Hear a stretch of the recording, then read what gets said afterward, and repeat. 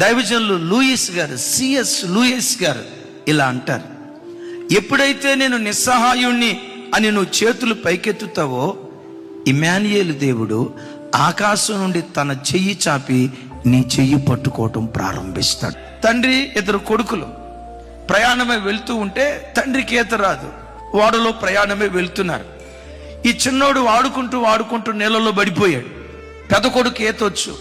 రే తమ్ముడు, నీళ్ళలో పడిపోయాడురా, మునిగిపోయాడురా, మొదటిసారి నీకు ఈతొచ్చు కదా, తొందరగా దూకేయి అంటే, ఆగునానా అన్నాడండి.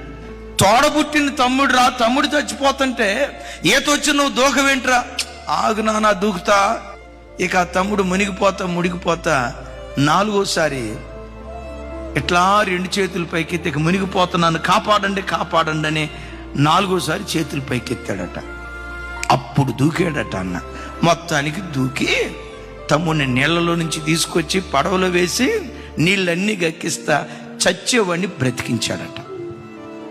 ఆ తమ్ముడిని బ్రతికించడానికి అన్నపడిన ఆరాటం చూసి తండ్రి వచ్చి, సారీరా, తొందరపడ్డారా, మరి నువ్వు నాలుగోసారి మునిగిపోయేటప్పుడు దూకావు కానీ మొదటే దూకొచ్చు కదరా అని అంటే, తండ్రితో కొడుకు చెప్పాడంట, నానా మొదటి 3 సార్లు వాడి బలంతో ఈదటానికి ఏదో చేశాడు.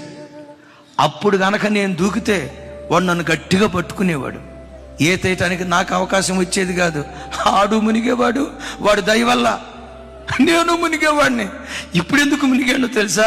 వాడి ప్రయత్నాలన్నీ మానేశాడు. నాన్న, నేను నిస్సహాయుణ్ణి, ఏమీ చేయలేనని చేతులు ఎత్తాడే, అప్పుడు నేను దూకేనన్నాడట. బిడ్డ, నీ జీవితంలో కూడా నిస్సహాయుణ్ణయ్యా, నువ్వు తప్ప నాకు ఇంకొక ఆధారం లేదని ఎప్పుడు చేతులెత్తుతావో, గగనమును చీల్చుకుని నీ యుద్ధ భూమిలో దేవుడు పాదం మోపటం ప్రారంభిస్తాడు.